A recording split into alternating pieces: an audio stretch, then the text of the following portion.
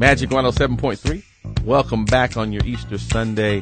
We know a lot of folks are headed to and from Gospel Fest, so you are listening, and we're glad that you are.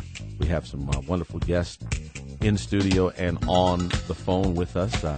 Once again, hello to Garcia Williams. Good evening. And big shout out to my brother right here, Troy.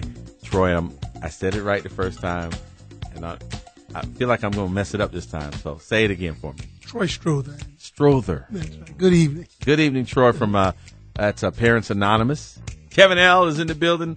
Kevin, we got to shout out Father to Father. You still are involved with that wonderful program, right? I'm always supportive of Father to Father Project and was directly involved for well over a decade. So definitely a shout out to the gentlemen and ladies who were supporting that program. That's right. And they certainly are partners in this fight that we're talking about tonight. And on the phone with us live from Detroit City, got to say what's up to Toni McMorris, the author of a book that we've been talking about, which is entitled Good Secrets and Bad Secrets with Libby the Lizard, or if Libby had a voice, Libby the Lizard. That's I'm right. going to keep practicing. We're going to keep practicing. But we do want to talk about some serious stuff. We have been on the first segment. Now, as we're continuing the conversation, April is, and say it right for me, Garcia, so I don't mess it up. April is National Child Abuse Prevention Month. And that's where we're at for those out there listening. We want to get down to some of the hard statistics. We can say this, and Kevin, you know, we've talked about it on another perspective before with John. If the truth were to be told, if people would raise their hand when we talk about sexual abuse or these abuses, there are always more victims than the eye meets or the truth if it were to be revealed. Because, you know, as Toni was saying earlier, you know, that sense of guilt, those things that, you know, if we were to really be honest, and that's what we're having tonight, honest conversation. So we know some of the, you know, we see the percentages, right, Kevin? But let's make it real. We see the percentile. We hear those numbers, but Toni, we think it would be very appropriate for you to share that information with us as far as statistics regarding abuse. So if you would do so, please do. Sure. First of all, child abuse is a global problem, but when we talk about the United States, 1 in 4 girls is sexually assaulted by the age of 18. 1 in 6 boys is sexually assaulted by the age of 18. 160,000 children miss school each day because they are afraid of being bullied. More than 5 children die each day because of abuse. And children with special needs are abused, neglected, and bullied at a higher rate than other children. The fact is most children suffer in silence, and there can be and usually is a generational impact on victims and survivors if they don't get help. So those are the real numbers that we are dealing with. Toni and I are very fortunate through this collaborative effort to work with Dr. Alexia Norwood, who's a family medicine physician at Henry Ford Medical in Troy, Michigan. And Dr. Norwood has advised us from a medical perspective, and she speaks firsthand to some of these numbers and statistics that Toni has just highlighted for us.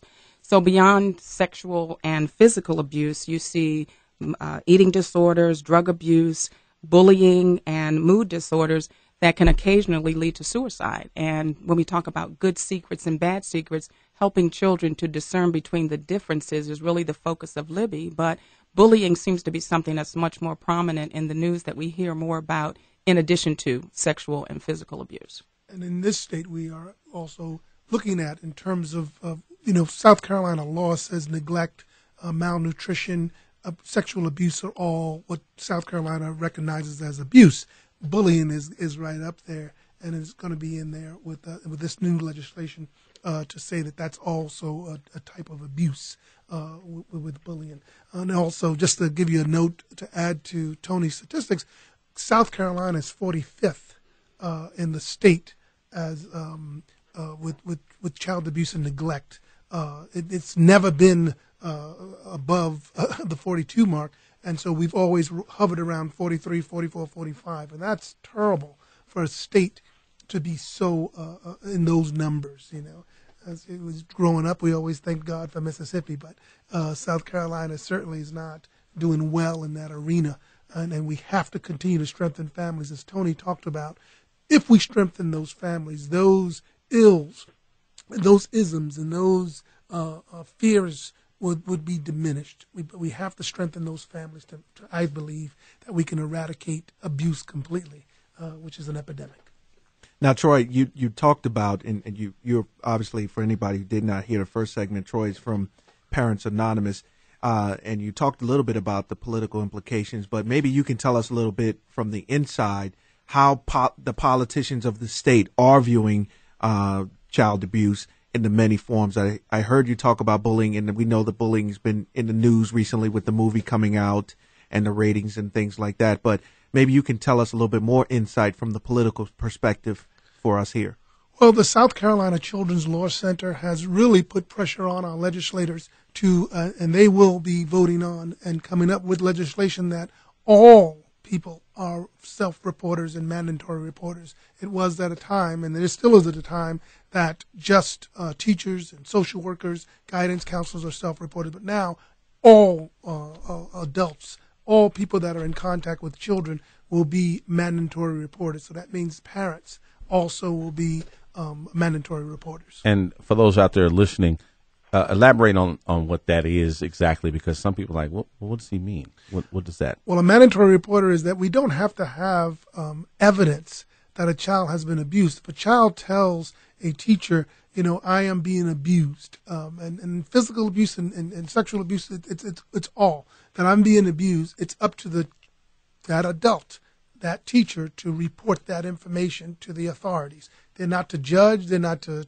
say the child is not telling the truth or this child has been in trouble. They're to report, and that's going to be held true for all. So that's going to be from the camp counselor all the way to the parent or uncle in the house, cousin in the house. They will all be mandatory reporters. If a child discloses to you that they've been abused, it's up to you to report it, not to judge it, not to figure it out, not to do anything. You just have to report it, and that's it, and then let the authorities, and that's reporting to DSS as well as to any law authority. Now, if I were able to follow this kind of line, and Toni, coming straight to you, we know that, again, you've written this great book. You've had the great illustrations done by Justin Rose. Now, putting this book in the hands of a parent or the hands of a child, what do you want to see happen? Literally take us through what you think would happen if, in fact, a child is holding that type of a bad secret. What do you think happens from that point and, in your goal in writing the book? Well, first of all, it takes an entire safety strategy, I believe, to encourage children that they can come forward and who they can come forward to. We have in the book something that's called a trust list. And that trust list is something that the children should own. It actually is a list where they would write down the names and telephone numbers, the contact information of the adults they feel that they can go to and talk with about anything that is confusing or threatening. And it's in the book, but I encourage adults to sit down and make sure that the adults who are identified as trusted individuals are appropriate. Putting this book in the hands of children is absolutely wonderful, but it actually is a book that we hope adults will initially sit down with their children to facilitate, to read with them. We're promoting family time, reading with your children. We're promoting literacy, helping your children learn to read, and getting them in the habit of reading. But we hope that families will rally around this book so the message is made clear that here are acceptable behaviors, here are unacceptable behaviors. And if you feel the line has been crossed in terms of behavioral boundaries, if someone touches you inappropriately, if someone hits or kicks you, or if a bully threatens to harm you, those are secrets. As the title says, good secrets and bad secrets. Those are some secrets that you just don't honor, you don't keep because they are inappropriate. And so we compare those to secrets that are inappropriate in the book. You know, having a secret name for your teddy bear, or a secret hiding place for your piggy bank, or a surprise birthday party. And so that speaks to helping to identify the distinctions between good secrets and bad secrets. And so it's a very foundational book, foundational messages that we hope we know that it's working, because children are identifying with the character, and parents are having an easier time talking about some sensitive issues. One being what a good touch is, what a bad touch is.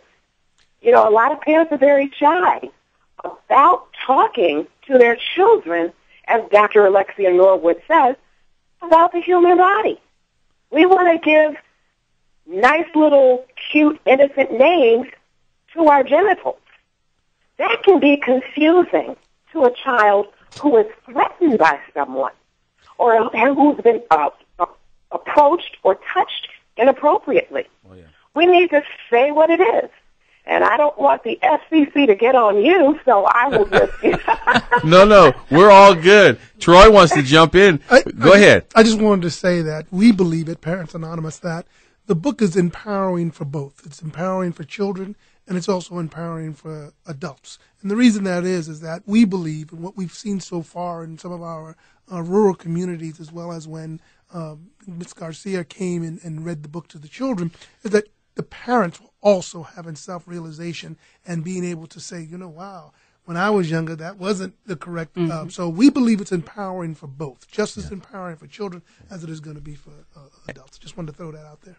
And one of the things I wanted to add is, you know, radio is such a tremendous medium, but to see the book, it gives you a different perspective on it, another perspective on it, right? But when I did have an opportunity to read to the children and there were parents in attendance, this character is so captivating. And Kevin mentioned earlier about Justin Rose, who's the illustrator, and I had the benefit of seeing this in its developmental stage, and what he was able to do through these illustrations is tremendous. So we will have additional information that we can provide that can allow people to be able to see and witness bits and pieces of the book via our website. But the whole concept is that she is inviting and is engaging, and once you see it and understand it, it makes it a little bit easier message to communicate, and one that the children and both the parents, as Troy said, embraced in a big way. Right. And I'm going to keep practicing because I see this in a cartoon form.